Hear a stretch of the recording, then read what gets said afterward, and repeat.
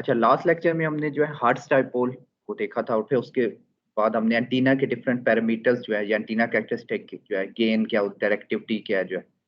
और half power beam width क्या है, साइलो लेवल्स क्या है जो है, ये चीजें देखी थी जो है, और उसको हमने in context of hertz dipole भी देख लिया था जो। तो एक दो चीजें रह गई हैं कि रेडिएटेड पावर कैसे निकालते हैं जो, और उसके अलावा जो है,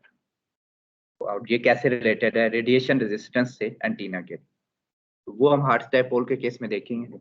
और उसके बाद हम जो है मूव ऑन करेंगे जो है हाफ वेव डाइपोल पे, यानी ऐसा डाइपोल जिसकी लेंथ जो है λ/2 होगी।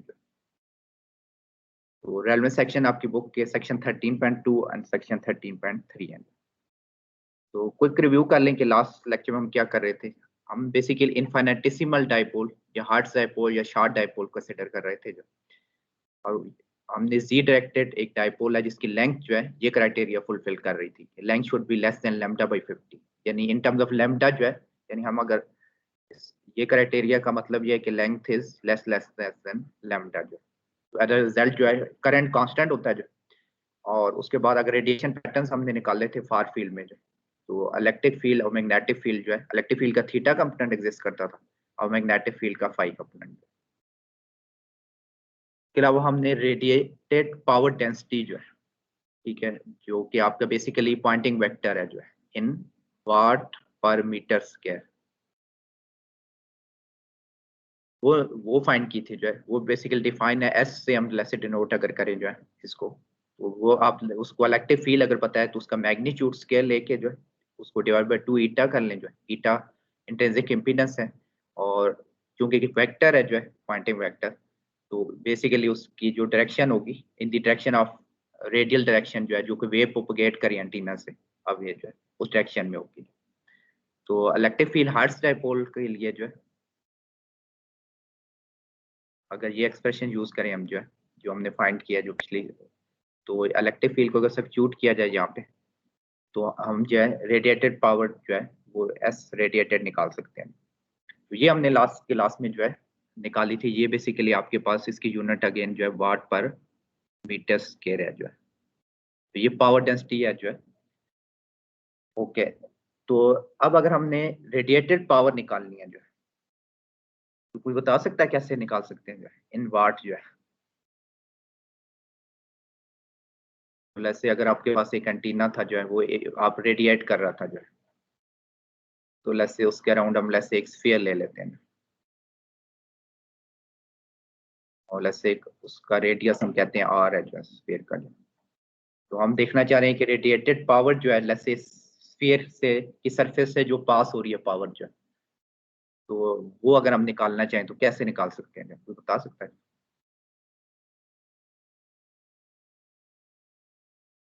यानी इधर से हम ये कह रहे हैं ना कि ये आपके पास जो है रेडिएटेड पावर डेंसिटी हर तरफ से एमिनेट हो रही है जो है, तो ये आपके पास यानी इस सरफेस से पास हो रही है ये सारी, ये आपके पास एस है जो है, ठीक है, इन वाट पर मीटर स्क्वायर। तो अगर हमने वाट में रेडिएटेड पावर निकालनी है तो कैसे फाइंड कर सकते हैं।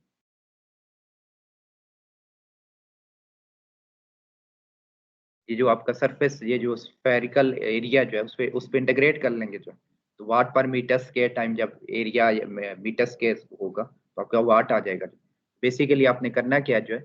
कि अगर आपने पी रेडिएटेड फाइंड करना है तो आपने ये एस रेडिएटेड जो वेक्टर है आपके पास जो, या एस कह लें सिंपली जो है, उसको डॉट डी एस करना है जो, और उसको इंटीग्रेट कर लेना है over the surface of sphere जो। तो स्फीयर में जैसे आप 5 में 0 से 2 पर इंटीग्रेट कर लें, और थीटा में 0 से पाई इंटीग्रेट कर लें।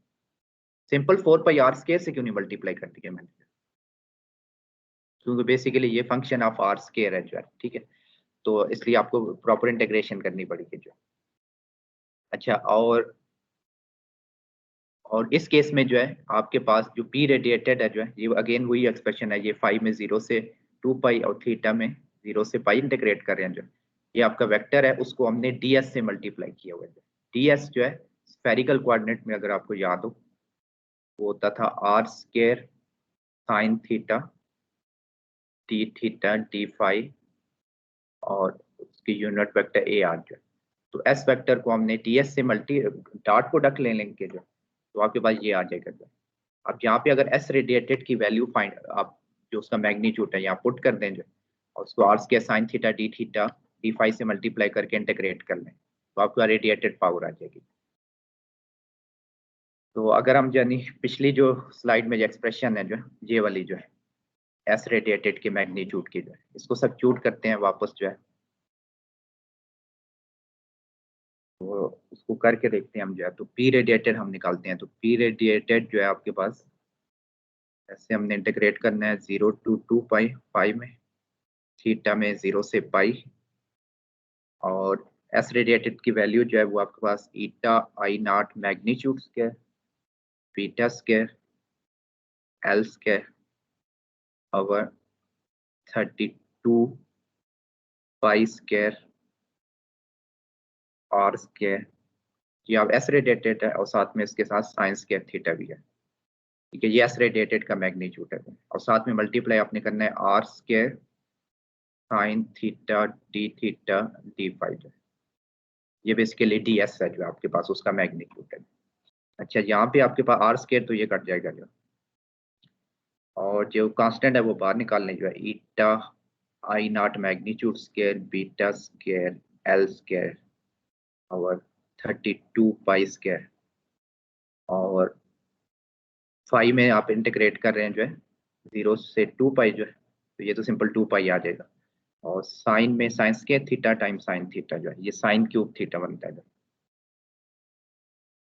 ये डी थीटा आएगा, और इंटीग्रेट करना है इसे 0 से पाई तक जो। तो ये अगर आप करें जो है इंटीग्रेशन जो है, तो ये नंबर तो आपके पास जो है 2 पाई आएगा, और ये जो इंटीग्रल है जो आपके पास जो है ये नंबर जो है आपके पास 4/3 आता है। तो फाइनल रिजल्ट जो आपके पास पी रेडिएटेड आएगा जो, वो मैं यहाँ लिख रहा हूँ जो है, वो आपके पास आता है जो है 40। ये ईटा की जगह जो है आपने 120 पाई सब्स्टिट्यूट करना है यहाँ पे इसकी जगह, ठीक है। ये सब्स्टिट्यूट करेंगे जो है तो फाइनल रिजल्ट आएगा 40 pi square I naught square l by lambda whole square, ठीक है। तो ये आपके पास जो है रेडिएटेड पावर आके जो है, जो कि बेसिकली जो है एक अगर आप एक कांस्टेंट रेडियस आर लें एंटीना से जो है तो उससे कितनी पावर रेडिएट हो रही है जो। अच्छा, ये अगर आपके पास रेडिएटेड पावर आ गई तो उससे एक मिलता जुलता कॉन्सेप्ट जो है एक और हम डिफाइन करते हैं जिसको हम रेडिएशन रेजिस्टेंस कहते हैं एंटीना की। अच्छा, आइडिया क्या है पहले ये देख लें कि अगर लेस से एंटीना को हम लेस एक ट्रांसमिशन लाइन है जो है और वो किसी एंटीना के साथ कनेक्ट हो रही है, लेस से ये कोई एंटीना है आपके पास, ये हमारे पास ट्रांसमिशन लाइन है और ये एंटीना है जो। अच्छा, एंड तो हम कह रहे हैं कि एंटीना एक पावर रेडिएट करता है, पी रेडिएटेड हमने निकाल ली थी जो है पिछले केस में। हम तो हम अगर एक इक्विवेलेंट सर्किट बनाना चाहें जो है एंटीना का जो है, तो ये ट्रांसमिशन लाइन है और पूरे एंटीना को जो है जैसे हम मॉडल करना चाह रहे हैं जो है एक आर रेडिएशन से जो है, रेडिएशन रेजिस्टेंस से जो, तो ताकि ये यानी पूरे एंटीना को मॉडल कर रहे हैं, ये यानी ये जो चीज़ है जो उसको हम मॉडल करना चाह रहे हैं जो है, तो रेडिएशन जो पावर रेडिएटेड पावर जो निकाल लिया जो है आपने जो पी रेडिएटेड जो है जो पिछली स्लाइड में जो है, उसको अगर आप सर्किट थ्योरी में जो है अगर एसी केस में जो है अगर पावर निकालनी हो जो आपने आरएमएस वैल्यू जो है करंट की पावर जो है, ये करंट आरएमएस में जो है, और ये आपके पास half are radiated I naught square जो है, और ये आई नॉट जो है सॉरी ये आई नॉट पीक वैल्यू है जो है, क्योंकि अगर आरएमएस में होता तो फिर तो ऐसे होना चाहिए था ना, यानी आई आरएमएस स्क्वायर आर रेडिएटेड, ठीक है। तो ये पीक वैल्यू होगी। अच्छा, तो बहरहाल तो आप यानी जो पी रेडिएटेड जो आपने निकाल लिया जो है उसको आप जो सर्किट थ्योरी में जो है आप half are radiated I square r से बेसिकली आप जो है उसको इक्वेट कर रहे हैं। तो इससे अगर इक्वेट करके आप एक रेडिएशन आर रेडिएटेड की टर्म में इसको फिर लिख सकते हैं कि इसको अगर मल्टीप्लाई कर दें क्रॉस मल्टीप्लाई, तो ये आ जाएगा 2 time P radiated by I naught square. ये हम फिर जो है इसको हम रेडिएशन रेजिस्टेंस एंटीना की कहते हैं जो है, ये आर रेडिएटेड जो है आपके पास ये जो नंबर है जो है, और ये बाय डेफिनेशन जो है फिर आपके पास 2 time P radiated divided by I naught magnitude square है। P radiated for hertz dipole case जो है हमने निकाला था पिछली स्लाइड में जो है, वो चीज़ अगर हम सब फॉर हर्ट्ज डाइपोल जो है हम इसमें आर रेडिएटेड निकालते हैं जो है।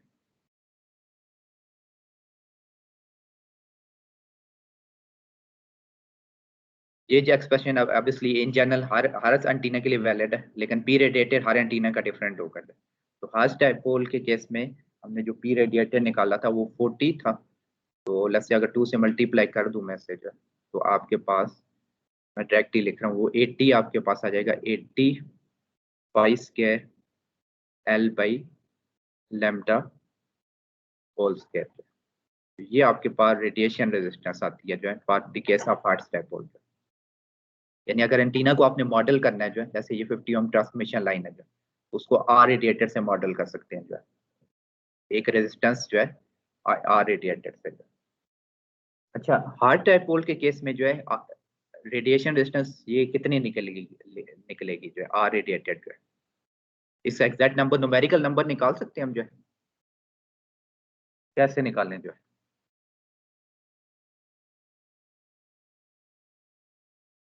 जैसे यानी कोई नंबर निकालना है, ये तो एक फार्मूला यानी उस तरह का जनरल एक्सप्रेशन है जो है, हमने नंबर निकालना है, जैसे 5 ओम होती है, 10 ओम होती है, कितनी होती है जो है हार्ट डाइपोल के केस में। तो अगर आपको याद हो फॉर हार्ट डाइपोल एल हमने कहा था कि आपके पास अप्रोक्सीमेटली जो है लेस देन या लेस से इक्वल ही कर लेते हैं हम जो है, एल लेमडा बाई 50 के इक्वल होता है जो, तो लेमडा बाई 50 पुट करते हैं भला इसमें। अगर आप इसमें लेमडा बाई 50 पुट करें ना जो है, तो आर रेडिएटेड जो है,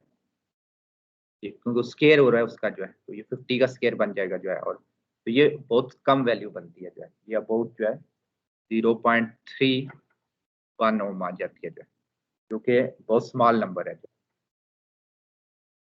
इसका मतलब है हार्ट्स डाइपोल से अगर आपके पास है, उसको अगर आपने ट्रांसमिशन लाइन के साथ लगाया हुआ है जो है, तो यहाँ मैचिंग बहुत अच्छी, बिल्कुल यानी बहुत खराब मैचिंग होगी जो है, ऑलमोस्ट सारा कुछ रिफ्लेक्ट हो जाएगा, क्योंकि ये 0.3 ओम को आप यानी मैच करने यानी कनेक्ट कर रहे हैं आप जो है कैरेक्टरिस्टिक एम्पटीना 50 ओम के साथ जो है, तो बहुत ज्यादा डिफरेंस है इनमें जो। तो एज अ रिजल्ट जो है आपके पास जो है जो ट्रांसमिटेड पावर होगी जो है वो कम होगी, और उसकी मैचिंग भी ऑब्वियसली जो है, क्योंकि ये बहुत ज्यादा इसमें यानी डिफरेंस बहुत ज्यादा है, उसको मैचिंग भी जो है डिफिकल्ट है इसमें। तो इसके लिए जो है, इसलिए जो हार्ट्स डाइपोल जो है इतना प्रैक्टिकल, फिर जो है इसकी मैचिंग इस इश्यूज की वजह से ये इतना प्रैक्टिकल नहीं है जो है, हम एक ऐसा एंटीना डिजाइन चाह रहे हैं जो है जो कि जैसे 50 ओम जैसे, यानी उसकी रेडिएशन रेजिस्टेंस कम ना हो बहुत ज्यादा, उसकी ज्यादा होता कि इजीली मैच हो सके। तो उसके लिए जो है एक दूसरा डाइपोल जो कि पॉपुलर है, जो ज्यादातर यूज होता है जो है, वो हाफ वेव डाइपोल कहलाता है। हाफ वेव डाइपोल का मतलब क्या है जो है कि इसकी जो लेंथ है डाइपोल की, जो उसके दो आर्म में जो है, डाइपोल का मतलब है 2 आर्म है, एक आर्म ये है आपके पास जो है, ये लेट्स से वन आर्म ये है और सेकंड आर्म जो है ये है जो है, और उसकी लेंथ जो है आपके पास जो है डाइपोल की जो है, वो आपके पास जो है लेमडा बाई 2 है जो है, लेमडा नॉट बाई 2 जिस फ्रिक्वेंसी पे आप ऑपरेट करेंगे। ये बेसिकली यानी इसलिए इसको रेजोनेंट टाइप एंटीना भी कहते हैं, रेजोनेंट हाफ वेव डाइपोल। तो उस फ्रिक्वेंसी जिस पे आप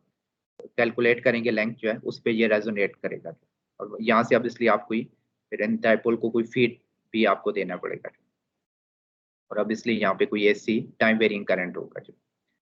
वो करंट जो है आपके पास जो है इस केस में जो है, जब ये लेंथ मैं बता चुका हूँ हाफ वेव डाइपोल है जो करंट है इस पे जो है हाफ वेव डाइपोल जो है, उसको जो है उसको फेजर फॉर्म में जो है आई नॉट कोसाइन बीटा जी लिखा हुआ है। तो ये जो है ये उसका जो है ये बेसिकली स्टैंडिंग वेव पैटर्न है जो है, अगर आपको याद हो ट्रांसमिशन लाइन से जो है, अगर आपके पास एक ट्रांसमिशन लाइन हो जो है, ऐसे ओपन सर्किट ट्रांसमिशन लाइन है जो है, तो अगर मैं आपको कहूँ कि ड्रा करें स्टैंडिंग वेव पैटर्न जो है, जैसे करंट के केस के लिए जो करंट जो है आपके पास जीरो होती है जो है ओपन सर्किट पे जो है, ये करंट का स्टैंडिंग वेव पैटर्न है जो है। तो आपके पास जो है, और ये लेंथ जो है ये मिनिमा टू मिनिमा जो डिस्टेंस था जो है, ये लेमडा बाई 2 होता था जो है। तो हमने बेसिकली किया क्या है जो है, ट्रांसमिशन लाइन लिया जो है, और उसको जो है जैसे ये ट्रांसमिशन लाइन आ रही थी जो है, उसको जो है एक उसका हाफ पोर्शन जो है जैसे लेमडा बाई 4 जो है पोर्शन जो है, उससे हमने ये अपर डाइपोल बनाया जो है, और उससे हाफ पोर्शन से ये बॉटम डाइपोल बनाया। तो ये जो उस पर करंट है जो है, अगेन उसकी शेप जो है, उसकी आपके पास करंट वेव पैटर्न जो है, जो स्टैंडिंग वेव पैटर्न है सॉरी, वो जो है आपके पास उसी तरह होगा कि यहाँ मिनिमज होंगे और जो है आपके पास जो है सेंटर पे मैक्सिमा होगा जो है, और जैसे उसकी सेंटर पे वैल्यूज की आपके पास आई नॉट है जो है। तो इसको इस तरह मॉडल किया जा सकता है जो है कि आई नॉट कोसाइन बीटा जी है जो है। अब यहाँ पे देखें कि ये जो है, अब हाफ वेव डाइपोल के केस में जो करंट है जो है, इट्स अ फंक्शन ऑफ जी जो है। जब आपके पास शॉर्ट डाइपोल था यानी हार्स डाइपोल था जो है, तो फिर ये टर्म जीरो, वो फंक्शन ऑफ जी नहीं था, सिर्फ आई नॉट हमने लिया था जो, यानी करंट कांस्टेंट थी ओवर द लेंथ जो। उसकी रीजन भी थी कि अगर आप ट्रांसमिशन लाइन है और ये लेस लैम्डा बाई 2 है और एक बहुत स्मॉल पोर्शन आप लेते हैं जो है, तो ऑलमोस्ट आप कंसिडर कर सकते हैं कि वो कांस्टेंट है करंट जो है, यानी वो लैम्डा बाई अगर 50 है लेंथ उसकी डाइपोल की। लेकिन जब हाफ वेव होगी तो फिर एक आपके पास एक जो है स्टैंडिंग वेव पैटर्न जो है उसका यानी 2 नोड्स जो है और एक जो है मैक्सिमा आएगा जो आपके पास जो आपके पास जो है अगेन जो है फेजर डोमेन में जो है, अगर करस्पॉन्डिंग टाइम डोमेन करंट लिखना है तो आप इसको जैसे अगर आप आई ऑफ टी देखना चाहें तो आपके पास obviously exponential of J omega T से मल्टीप्लाई करके इसका रियल पार्ट लेंगे, वो आपके पास cosine beta G cosine omega T आएगा जो। तो इस केस में यानी आपके पास जो करंट है जो है वो इस फंक्शन ऑफ वो स्पेस एंड टाइम जो है। हार्श डाइपोल के केस में ये जो टर्म थी जो है, क्योंकि लेंथ बहुत स्मॉल थी जो है, तो उस केस में ये हमारी वेरिएशन नहीं आई थी। अच्छा, अब अगर हमने इसका रेडिएशन पैटर्न निकालना है जो है, तो एक तरीका ये हो सकता है कि जैसे हमने हार्श डाइपोल के केस में किया था जो है कि वंस हमें करंट पता है जो है, तो उससे वेक्टर पोटेंशियल ए फाइंड कर लें जो है, और फिर उस जो वेक्टर पोटेंशियल पता लग जाता है जो है, तो उससे मैग्नेटिक वेक्टर जो है आप एच फाइंड कर लेंगे, और एच से फिर जो है आप मैक्सवेल इक्वेशंस की मदद से जो है आप इलेक्ट्रिक फील्ड ई निकाल सकते हैं। ये एक तरीका जो है आप रेडिएशन पैटर्न या इलेक्ट्रिक मैग्नेटिक फील्ड निकालने का जो एट दी फार फील्ड या ऑब्जर्वेशन पॉइंट पे जो। अच्छा, एक और तरीका भी हो सकता है जो है, सेकंड मेथड जो है, वो ये है कि आप जो है अगर आपका जो हाफ वेव डाइपोल है जो है, उसको आप कंसिडर कर लें कि ये कंस्टिट्यूट कर रहा है जो है मैनी स्मॉल डाइपोल से जो है, यानी बेसिकली हम सुपरपोजिशन लगा रहे हैं जो।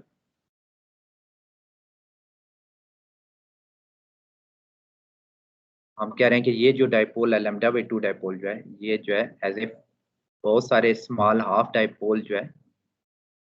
वो मिल के बना रहे हैं जो। और हाफ वेव डाइपोल का हमें रेडिएशन पैटर्न पता था जो है, ये हम निकाल चुके हैं ऑलरेडी जो है। तो अगर एक डाइपोल हो जैसे ये ब्लू वाला जो है, उसकी वजह से यहाँ पे अगर इलेक्ट्रिक फील्ड ऐसे मैं उसे डी ई थीटा कह दूँ जो, ये स्मॉल डाइपोल की वजह से, तो वो आपके पास ये आता है जो, ये हम पहले निकाल चुके हैं जो। अब हम करेंगे क्या जो है, अगर हमने फुल डाइपोल के लिए निकालना है जो है और हमने सुपरपोजिशन यूज करनी है जो लैम्डा बाई 2 के लिए जो, हम इंटीग्रेट कर लेंगे एज इफ या समेशन कर रहे हैं जो, इन अदर वर्ड जो है, या सुपरपोजिशन लगा रहे हैं जो। तो हम बेसिकली जो है माइनस लैम्डा बाई 4 से लैम्डा बाई 4 जो है इसको इंटीग्रेट कर देंगे जो है, और ये करंट आई एफ जी जो है उसकी जगह हम वो करंट की एक्सप्रेशन जो है वो फाइंड इसमें सब्स्टिट्यूट करेंगे और इंटीग्रेट करेंगे जो। तो बस ये करेंगे कर लेंगे तो आपके पास ये टोटल जो है आपके पास हाफ वेव डाइपोल का इलेक्ट्रिक फील्ड आ जाएगा जो। तो ये बेसिकली हम जो ऑलरेडी नॉलेज है इन्फिनिटेसिमल डाइपोल का उसको यूज करके जो है हम एक डिफरेंट लेंथ के जो है, जो इस केस में हाफ वेव डाइपोल है, उसका रेडिएशन पैटर्न निकाल दें। अच्छा, इसमें एक अजम्पशन हम या अप्रोक्सीमेशन करते हैं जिसको हम फार फील्ड अप्रोक्सीमेशन कहते हैं। हम ये कहते हैं कि जो ऑब्जर्वेशन पॉइंट है फार फील्ड जो है, तो अगेन जो है ये जो पॉइंट है जैसे ये ओरिजिन है जो है, ओरिजिन से ऑब्जर्वेशन पॉइंट का डिस्टेंस जो है वो आर है जो है, स्मॉल आर जो है। और ओरिजिन से जो है जैसे कोई पॉइंट जो है सोर्स पे जो है, जैसे ये हाफ वेव डाइपोल जो है जो कि ओरिजिनल डाइपोल था, उसका जो डिस्टेंस है वो आर प्राइम होता था जो है। तो आर प्राइम इस केस में जो है जी प्राइम है जो है, क्योंकि हमारे पास जी एक्सिस पे ओरिएंटेड है। और आर जो है वैसे तो जो है इन जनरल जो है आर माइनस आर प्राइम होना चाहिए था, सारे वेक्टर हैं आर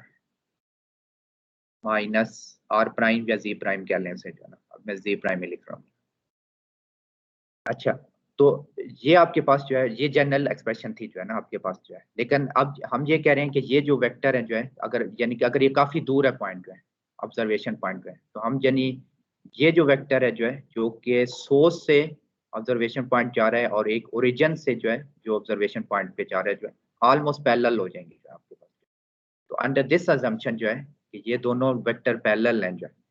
हम क्या कर सकते हैं जो है कि यहाँ से अगर हम एक परपेंडिकुलर ड्रॉ करें यहाँ से जो, तो अब जो है जो डिफरेंस है जो है आर में और इस कैपिटल आर में और स्मॉल आर में जो है हम कह सकते हैं कि ये डिफरेंस है बेसिकली। यानी आर अगर आपने फाइंड करना हो यानी ये कैपिटल आर जो है जो कि distance from source to observation point है जो है, तो वो आप फाइंड कर सकते हैं जो है यानी ये स्मॉल आर में से ये डिस्टेंस माइनस कर लेंगे। ये डिस्टेंस कितना होगा जो है उसको फाइंड करने के लिए जो है आप एक अगर आपको याद हो कि एंगल जो है जी एक्सिस से एंगल जो है थीटा होता है, तो ये जो एंगल है जो है यहाँ से जो है ये एंगल भी ऑब्वियसली थीटा होगा जो है ये एंगल भी।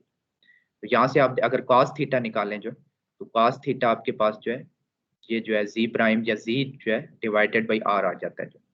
तो इसका मतलब है कि हमने अगर आर जो डिस्टेंस है जो है उसको हम लिख सकते हैं जो है यानी ये जो डिस्टेंस है बेसिकली जी प्राइम कॉस थीटा जो है। तो इसको मेरे ख्याल में दोबारा जरा बनाऊं कि ये डिस्टेंस हम कह रहे हैं कि जी प्राइम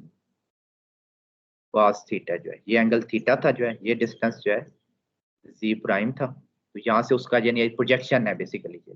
तो आर जो है बेसिकली अगर आपने यहाँ से एक यानी परपेंडिकुलर ड्रॉ करें तो ये यानी ये दोनों चीजें बराबर हैं एक्सेप्ट फॉर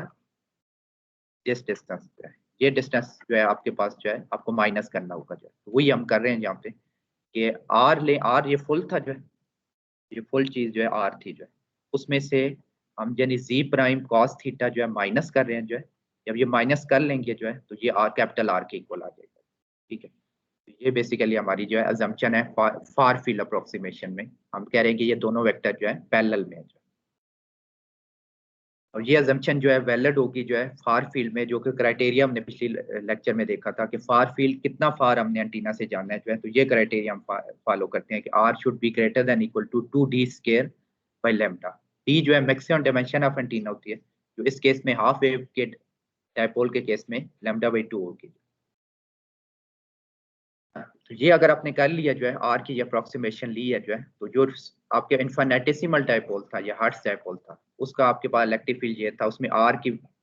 जो है आपके पास ये एक्सपोनेंशियल ऑफ माइनस ये बीटा आर में भी आ रहा था उस डिवाइड भी हो रहा था। अब हम करेंगे क्या कि फेस के लिए जो है फेस के लिए हम ये अप्रोक्सीमेशन यूज कर लेंगे ये यानी एक्सपोनेंशियल टर्म में बेसिकली जो एक्सपोनेंशियल टर्म जो है एक्सपोनेंशियल अब ये माइनस ये बीटा आर जो है उसमें चूंकि ज्यादा आपको एक्यूरेट वेरिएशन चाहिए जो है,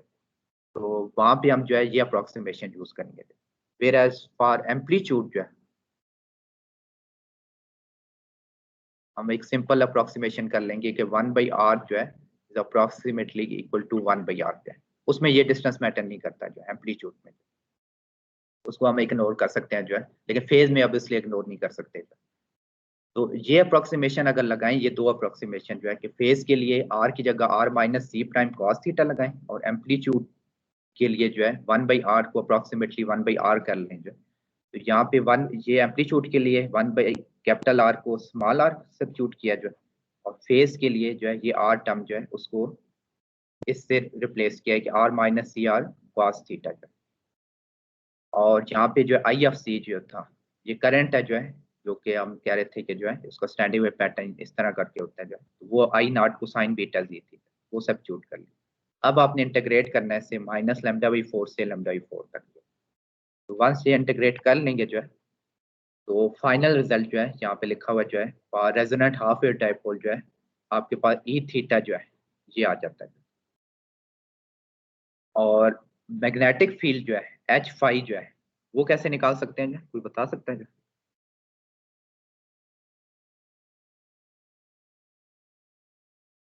थीटा का अपना इलेक्ट्रिक फील्ड हमने निकाल लिया, तो मैग्नेटिक फील्ड कैसे निकालेंगे जो?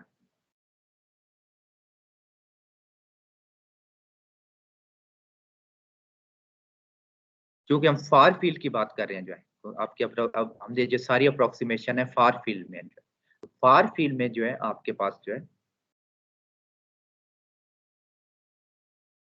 आपके पास इलेक्ट्रिक फील्ड और मैग्नेटिक फील्ड सिंपल इस रिलेशन से रिलेटेड होते हैं। ये आपके पास जो है एच फाई ई थीटा को आपको ईटा से डिवाइड कर दें आपके पास तो मैग्नेटिक फील्ड आ जाता है। सिंपली जब वंस आपके पास ये नंबर आ जाएगा ई थीटा, तो आप उसको ईटा से डिवाइड करते हैं जो है, या 120 पाई या 377 ओम से, तो आपका करस्पॉन्डिंग मैग्नेटिक फील्ड आ जाएगा। अच्छा, इसको अगर हमने प्लॉट करना हो जो है थीटा की, इसकी वेरिएशन कैसे है एज ए फंक्शन ऑफ जो है let's say theta and phi जो है, तो लेट्स से हम इस पूरी चीज को ई नॉट कह देते हैं और उसको नॉर्मलाइज कर लेते हैं जो है at a constant distance r जो है, ये कांस्टेंट बन जाएगा जो है, और आपके पास उसको नॉर्मलाइज कर लें तो ये जो है एक्चुअल जो फंक्शन है जो है ये ई एन जो है is a function of F of theta. ये आपके पास जो है फंक्शन है, इसको हम प्लॉट करके देख सकते हैं जो है कि किस तरह का रेडिएशन पैटर्न होना चाहिए हाफ वेव डाइपोल का जो। अच्छा, तो सबसे पहले देखते हैं कि एलिवेशन प्लेन में जो है, अगर आपको यहाँ पे मैं बनाता हूँ, ये एक्स है, ये वाई है और ये जी है जो है। हमारा डाइपोल जो था वो ओरिएंटेड था अलॉन्ग जी एक्सिस जो है, एक आर्म यहाँ थी और एक आर्म यहाँ थी जो, ठीक है। ये हाफ वेव डाइपोल था, इसकी लेंथ जो है λ/2 थी। अच्छा, अब हम कह रहे हैं कि एलिवेशन प्लेन में जो है, एलिवेशन प्लेन में क्या होता है कि फाई कांस्टेंट होता है जो, तो लेट्स से हम ये फाई यहाँ से शुरू होता है जो, तो हम let's say y z plane को कंसिडर कर लेते हैं जो, तो वाई जी प्लेन जो है, ये जो प्लेन है वाई जी जो है, उसमें जो है फाई आपका 90 होगा और थीटा को वेरी करते हैं इस प्लेन में जो है, तो थीटा जो है वेरिएबल है जो, ये जब मूव होगा जो है तो आपके पास ये पैटर्न आ जाएगा कि हाफ वेव डाइपोल का इलेक्ट्रिक फील्ड जो है as a function of theta and phi जो है, थीटा ये कैसे वेरी करता है जो है इन एलिवेशन प्लेन। अच्छा, किस तरह का पैटर्न होना चाहिए जो है,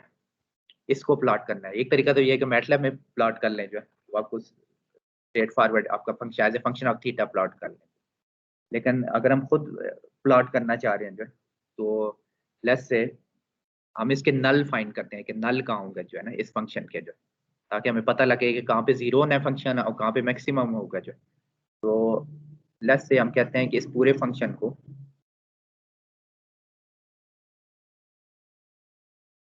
इसको जीरो कर देते हैं, ये हम नल फाइंड कर रहे हैं जो है उस के थी कहाँ पे इस फंक्शन की वैल्यू जीरो हो रही है, या इसको लिख सकते हैं कि नल आएगा जब आपका नोमिनेटर टर्म्स जीरो हो जाएगी। अच्छा, नेक्स्ट जो है कॉस जो है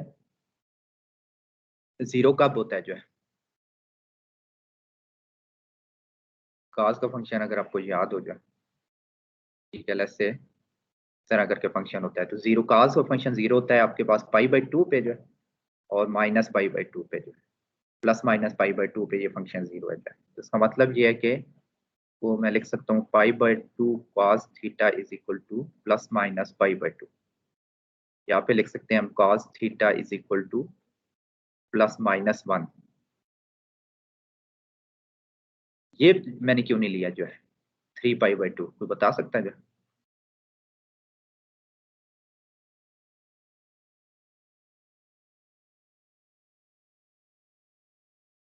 अगर आप ये 3π/2 यहाँ सब्स्टिट्यूट कर लें और डिवाइड कर लें तो cos थीटा ग्रेटर देन 1 आ जाएगा जो कि अनडिटरमिन्ड है जो है, इस वजह से जो है वो आप फिर पॉइंट नहीं ले सकते, यही 2 पॉइंट ले सकते हैं। अच्छा, तो cos थीटा आपका +-1 आ गया जो है, और इसका मतलब है कि थीटा जो है ये वो पॉइंट है जहाँ पे फंक्शन जीरो होगा जो है, वो आपके पास जो है आपके पास यानी cos 1 कब होता है जो है, तो 1 जो है आपके पास एक जीरो पे होता है जो है,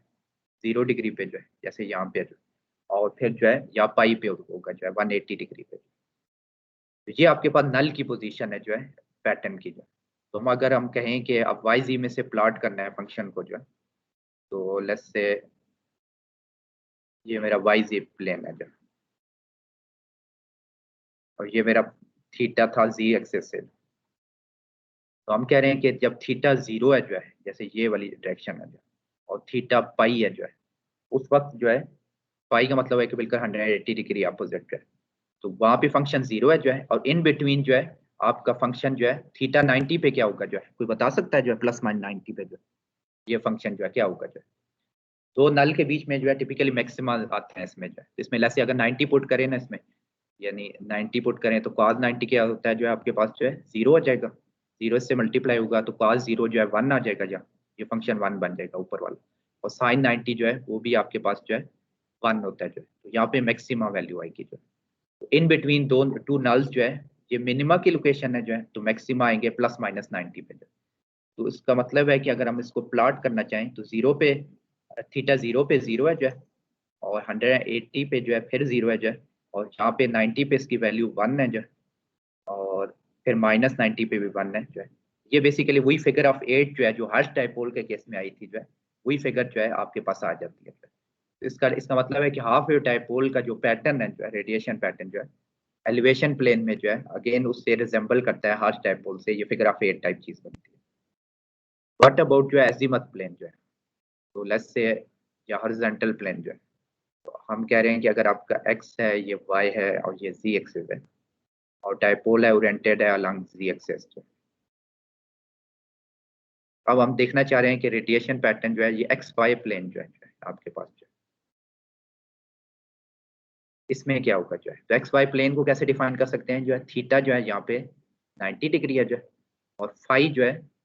वो वेरिएबल एल एस से जो है उसको वेरी करेंगे हम जो है, तो फिर आपके पास ये आएगा जो। तो थीटा जब 90 इसमें सब्स्टिट्यूट करें जैसे हमने पहले देखा है जो है, तो थीटा 90 जो है ये तो नंबर 1 बन जाता है। अब आप रिगार्डलेस आप जो भी फाई की वैल्यू रखें जो है, आपका आंसर 1 आएगा जो है। इसका मतलब जो है कि अगर हम एक्स जी प्लेन में देखें से जो है, एक्स एक्स वाई प्लेन में सॉरी, तो और लेट्स से ये ओरिजिन है, तो आपके पास हमेशा वैल्यू 1 नहीं होगी जो है,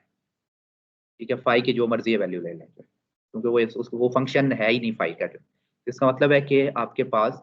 ये जो ये यूनिट सर्कल है 1 का जो है, अब इसलिए ये ओरिजिन जो है मेरा ज़रा शिफ्ट हो गया जो, बहरहाल ये सेंटर पे होगा जो। अच्छा, तो इसका मतलब है कि आपके हॉरिजॉन्टल प्लेन में जो है अगेन जो है ये हर्ट्ज डायपोल लाइक की पैटर्न है जो है, ये जो है आपके पास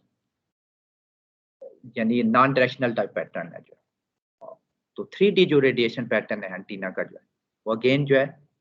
हर्ट्ज डायपोल लाइक पैटर्न है। हाफ वेव डायपोल का भी हर्ट्ज डायपोल से मिलता जुलता है जो है आपके पास, यानी एलिवेशन प्लेन में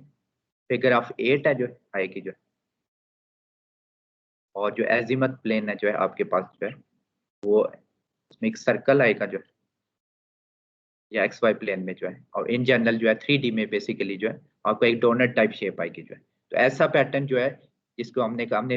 लास्ट टाइम डिफाइन किया था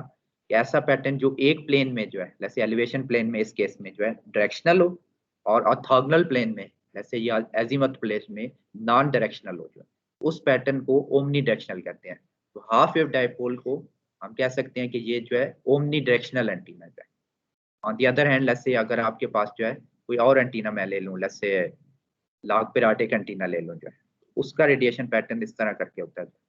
वो ऑब्वियसली डायरेक्शनल है दोनों प्लेन में जो है, क्योंकि अगर 3D में देखेंगे जो है तो दोनों प्लेन में आपका डायरेक्शनल पैटर्न है। ये ओमनी डायरेक्शनल नहीं है जो है। ओमनी डायरेक्शनल का मतलब होगा कि आपके पास एक प्लेन में जो है आपका डायरेक्शनल होना चाहिए जो है, और ऑर्थोगोनल प्लेन में नॉन डायरेक्शनल होना चाहिए जो है। तो तब हम उस एंटीना को ओमनी डायरेक्शनल एंटीना कहते हैं। अच्छा, रेडिएटेड पावर डेंसिटी जो है आज हमने हर्ट्ज डायपोल की देखी है, तो इसी तरह हम जो है हाफ वेव डायपोल की भी निकाल सकते हैं जो है। अगेन जो है एस जो होता है जो आपके पास जो है, यानी पावर डेंसिटी जो है इन वाट पर मीटर स्क्वायर जो है, वो आप निकाल सकते हैं E magnitude square divide by 2 eta time A R unit vector जो। तो इसमें अगर आपका इलेक्ट्रिक फील्ड जो है आपके पास जो है हाफ वेव डायपोल के लिए जो है हम निकाल चुके हैं जो है।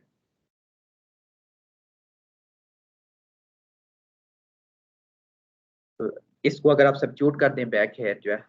यहाँ पे जो है ई में, और इसका मैग्नीट्यूड स्केल लेके इंटीग्रेट करना है आप, नहीं सिंपल मैग्नीट्यूड स्केल लेना है जो है। तो आपके पास जो फाइनल रिजल्ट है एस जो है वो आ जाएगा आपके पास 15 I naught square divided by pi R square time cosine pi by 2 cosine theta divided by sine theta, और इस पूरी टर्म का स्केयर आ जाएगा, ठीक है, क्योंकि आपने ये ई मैग्नीट्यूड स्केल ले रहे हैं यहाँ पे। तो ये आपके पास जो है radiated power density and what पर मीटर स्क्वायर जो है।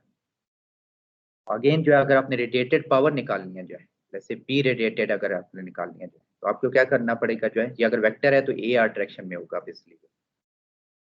तो पी रेडिएटेड के लिए आपको इस एस वो जो है डॉट डी एस जो है, और उससे इंटीग्रेट कर लेना है, और डी सरफेस ऑफ स्फीयर जो है, क्लोज सरफेस जो है आपके पास, जैसे फाई में 0 से 2 पाई और थीटा में 0 से पाई इंटीग्रेट करना है। फिर आपको पता लगेगा कि अगर आप एक स्फीयर हाफ वेव डाइपोल के अलोंग बनाएं जो है एक रेडियस आर का, उस स्फीयर से कितनी पावर रेडिएट हो रही है जो। अच्छा, ये हमने कर लिया। अच्छा, रेडिएशन रेजिस्टेंस जो है उसके बाद जो है वंस आपने पावर रेडिएटेड निकाल लेंगे जो है, तो उसके बाद रेडिएशन रेजिस्टेंस आप फाइंड कर सकते हैं। रेडिएशन रेजिस्टेंस अगेन हम उसी तरह डिफाइन करते हैं जो है कि 2 time P radiated divide by I naught magnitude square जो है। अच्छा, इसमें जो है ये जो अगर आप एक चीज शायद मिसिंग है यहाँ पे, ये जो पी रेडिएटेड थी यहाँ पे मैं लिख देता हूँ जो है कि पी रेडिएटेड जब आप निकालेंगे जो है, तो हमने कह रहे थे कि एस डॉट डी एस जो है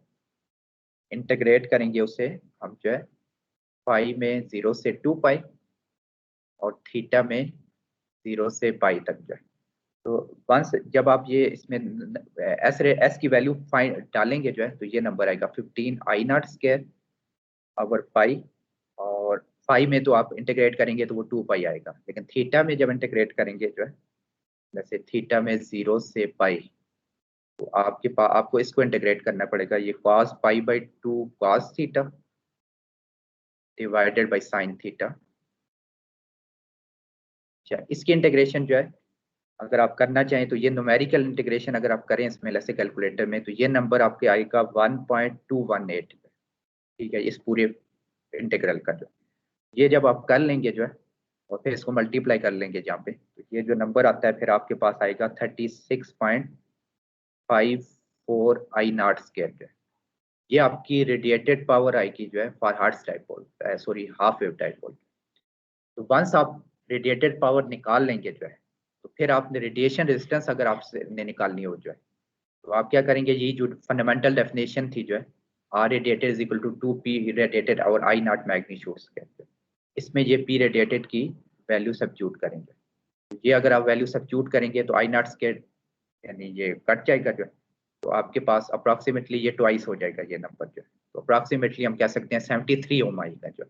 ये हाफ वेव डाइपोल की रेडिएशन रेजिस्टेंस आ जाएगी। ये रेजिस्टेंस जो है ये जैसे हार्ट्स डाइपोल में ये बहुत छोटा नंबर था, 0.3 ओम या इतना गुड नंबर था, अब ये एक रीजनेबल नंबर है 73 ओम जो है। तो उसका मतलब ये है कि अगर आपके पे कैरेक्टरिस्टिक ट्रांसमिशन लाइन है having characteristic impedance in are less से 50 ओम है जो, तो एंटीना जो है आपके पास जो है उसको हम अगर मॉडल करें जो है, तो उसकी रेडिएशन रेजिस्टेंस हम कह रहे हैं कि अप्रॉक्सीमेटली 73 ओम है जो। अच्छा, इन जनरल जो एंटीना की इनपुट इम्पीडेंस है वो कम्प्लेक्स नंबर हो सकती है जो आर एन या जेड इन, जो R n plus j n i n x होगा, ये आपके पास जेड एन है जो। तो लेकिन हम कह रहे हैं कि जो है जब एंटीना रेजोनेंट होता है जो है, इसकी लेंथ जो है अप्रॉक्सीमेटली लैम्डा बाई 2 के इक्वल होती है जो। तो उस वक्त जो है रिएक्टिव पार्ट जो है उसका रेजोनेंस पे जो है 0 हो जाएगा जो। तो एज अ रिजल्ट हम उसको प्योर रेजिस्टिव लोड के तौर पे मॉडल कर सकते हैं। तो ये हमारी अजम्पशन है कि जो है रिएक्टिव पार्ट जो है 0 है, इसलिए हम सिंपल जो है हम कह रहे हैं कि एंटीना जो है उसको हम मॉडल कर रहे हैं सिंपल एक radiation resistance r radiation equal to 73 ohm जो है। प्रैक्टिकली क्या होता है कि अगर आपके पास एक हाफ वेव डाइपोल लें जो है, लेंथ उसकी लेस से लैम्डा बाई नॉट बाई 2 रख लें जो, और उसकी जेड इन लेस से फाइंड करें जो है, तो टिपिकली जो है उसका एक रिएक्टिव पार्ट भी आता है एक्चुअली जो है। तो हमारे पास लेस से 73 प्लस J42 ओम आया है लेस से जो है। लेकिन हम क्या कर सकते हैं जो है कि ये जो लेंथ है लैम्डा जो डाइपोल की लेंथ है जो है, इसको अगर हम थोड़ा कम कर लें जो है, जैसे एल हम जो है अप्रॉक्सीमेटली जैसे 0.48 लैम्डा कर लें, उससे फिर ये रिएक्टिव पार्ट कैंसिल किया जा सकता है। यानी हम ट्रिम कर रहे हैं हाफ वेव डाइपोल की लेंथ को, जैसे जैसे आप छोटा करेंगे जो है ये इंडक्टिव आपके पास लोड के तौर पे एक्ट करता है, तो थोड़ा सा इसे ट्रिम कर लें, लैम्डा नॉट बाई 2 के बजाय लेट्स से 0.48 लैम्डा रख लें, तो फिर आपका ये रिएक्टिव पार्ट आप ऑलमोस्ट मैनेज कर सकते हैं। तो उस केस में जो है फिर आप जो है रेडिएशन रेजिस्टेंस जो है फिर आप कह सकते हैं कि वही एक्चुअल एंटीना की रेजिस्टेंस है 73 ओम की जो। आज के लिए मेरे ख्याल में इनफ है ये जो है। नेक्स्ट लेक्चर में जो है हम क्या करेंगे जो है कि जो हाफ वेव डाइपोल है जो है उसकी हम डायरेक्टिविटी फाइंड करेंगे जो है कि डायरेक्टिविटी कितनी है जो है, उसके अलावा उसका गेन क्या है जो है वो चीज़ें देखें जो है, half half power beam width क्या है जो है इसकी जो है हाफ वेव डाइपोल की जो है वो निकालेंगे जो है। अच्छा, अभी मुझे ये बताएं जो है कि डायरेक्टिविटी और गेन में फ़र्क क्या होता है जो है, तो बता सकता है जो।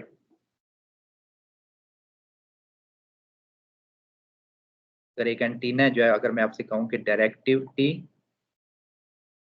और गेन जो है एंटीना का जो है, उसमें क्या फर्क है?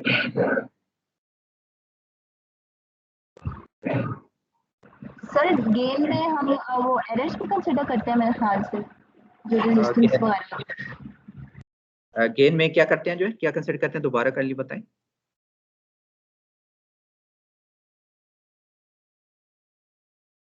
हाँ, ये की डिफरेंस जो है, अगर आपके पास लॉसलेस एंटीना है, ये आपको ये नहीं पता होना चाहिए कि लॉसलेस अगर एंटीना है जो है, लॉसलेस एंटीना मीन यानी उसमें जो कंडक्टर लॉस और डाइलेक्ट्रिक लॉस जो है वो जो है जीरो है जो है, उस केस में directivity and gain is one and same thing जो है। और वो क्या बताते हैं, डायरेक्शनल प्रॉपर्टी बता रहे हैं जो है एंटीना की, कि अगर आपका एक आइसोट्रोपिक एंटीना है वो हर तरफ रेडिएट करेगा जो, लेकिन आपका अगर डायरेक्शनल एंटीना है जो है, तो ऑब्वियसली वो एक डायरेक्शन में ज्यादा रेडिएट करता है जो है, तो गेन या directive less for lossless case में जो है आपके पास जितना जो है with respect to isotropic antenna जो है किसी डायरेक्शन में ज्यादा रेडिएट कर रहा है जो है, तो वो जो रेशियो है जो है पावर डेंसिटी की जो है, directional antenna and isotropic antenna जो वो बेसिकली डायरेक्टिविटी या गेन बन जाएगा फॉर लॉसलेस एंटीना जो, यानी it's a ratio of power जो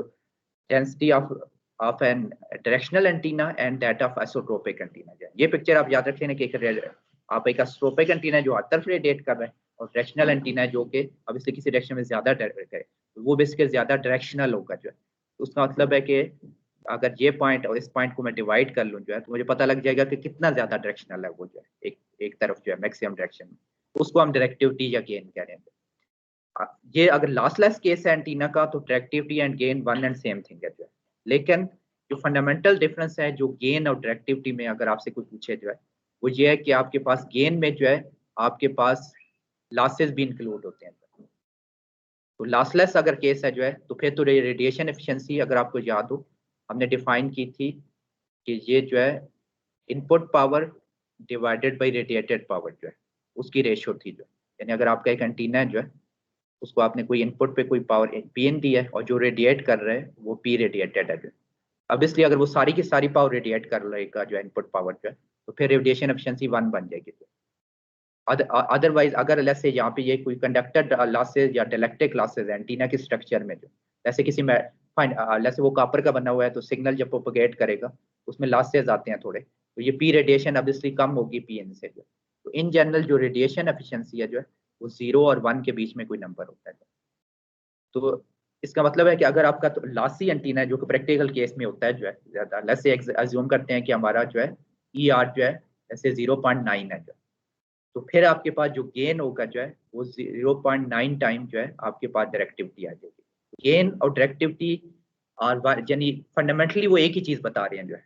यानी कि वो कितना डायरेक्शनल है एंटीना जो है। लेकिन जो की डिफरेंस ये है कि गेन में कंडक्टर डाइलेक्ट्रिक लॉसेज इंक्लूडेड है जो है, और डायरेक्टिविटी में वो लॉसेज इंक्लूडेड नहीं है। और एक और चीज जो है मैंने लास्ट टाइम बताई थी, एक रियलाइज गेन होता है जो फंडामेंटल डेफिनेशन है ना जो एंटीना की जो IEEE यूज करता है जो, उसमें कंडक्टर डाइलेक्ट्रिक लॉसेस इंक्लूड होते हैं जो। लेकिन प्रैक्टिकली ऑब्वियसली जब एंटीना मेजर कर रहे होते हैं जो, उसमें रिफ्लेक्शन लॉस भी आते हैं जो, तो फिर हमने एक और टर्म डिफाइन की थी जिसको हम रियलाइज गेन कह रहे थे। रियलाइज गेन जो है वो जो सिंपल गेन है उससे रिलेटेड है, लेकिन with this factor 1 minus gamma magnitude square time this G जो है। ऑब्वियसली अगर फुली मैच्ड है जो है गैमा 0 है जो है, तो ये दोनों टर्म बराबर हो जाएंगे जो, अदरवाइज नहीं तो आपके पास ये जो है रियलाइज गेन जो है थोड़ा सा कम आएगा जो है इस नंबर से। ये यानी ओवरऑल जो है ये गेन और डायरेक्टिविटी और रियलाइज गेन जो है ये टिपिकली यानी कॉमन चीजें एंटीना की जो है, तो ये आपको पता होना चाहिए जो है। अब इसलिए कोई एम्पलीफायर का गेन नहीं है जो है, एम्पलीफायर में तो ये होता है ना कि आपके पास इनपुट पे कोई पावर पीएन देते हैं तो आउटपुट पे पावर जो है ज्यादा आ जाती है, जैसे 1 वाट दूं तो आउटपुट पे जैसे अगर 10 का गेन है तो 10 वाट आ जाएगी जो। ये उस तरह का गेन नहीं है जो है, ये बेसिकली जो एंटीना का गेन डिफरेंट कॉन्टेक्स्ट है जो है, ये बता रहा है कि आपके आइसोट्रोपिक के रिस्पेक्ट से जो है कितना डायरेक्शनल है एंटीना जो, ये है जो है। और ऑब्वियसली एंटीना जो है पावर को एनहांस नहीं कर सकता जो, 1 वाट से 10 वाट तो नहीं बना सकता, क्योंकि ये पैसिव स्ट्रक्चर है जो, पैसिव स्ट्रक्चर जो है एक्टिव तो है नहीं जो है, कोई एम्पलीफायर में तो कोई पावर सप्लाई तो नहीं लगी हुई यहाँ पे जो। तो इसका मतलब यह है कि ये जो है इसका ऑब्वियसली इनपुट पावर यानी रेडिएटिव पावर इनपुट पावर से ज्यादा हो ही नहीं सकती जो, मैक्सिमम एट मैक्सिमम दोनों बराबर हो सकती है। तो ये गेन जो है, जो फंडामेंटल जो आपको चीज याद रखनी है जो है, एंटीना का गेन का ये मतलब नहीं है कि एम्पलीफायर का जैसे गेन होता है जो है। इसका मतलब ये है कि आइसोट्रोपिक के रिस्पेक्ट से आपके पास इस तरह जो है कितना यानी डायरेक्शनल है एक एक एक गिवन डायरेक्शन में। प्रॉब्ली ये पिक्चर जो है मेरे ख्याल में काफी यूजफुल है कि एक आइसोट्रोपिक जो है हर तरफ रेडिएट करता है और डायरेक्शनल जो है किसी एक डायरेक्शन में ज्यादा करेगा। तो कितना ज्यादा वो एक डायरेक्शनल एंटीना कर रहा है जो है, ये जो डिफरेंस है जो है या रेशियो है जो है, ये बेसिकली आपको गेन बताएगी। तो आज के लिए मेरे ख्याल में इनफ है जो है। नेक्स्ट लेक्चर में जो है हम डायरेक्टिविटी गेन और हाफ पावर बीम वेट जो है निकालेंगे जो है इस हाफ वेव डाइपोल की जो है, और उसको हम फिर कंपेयर कर लेंगे हर्ट्ज डाइपोल से।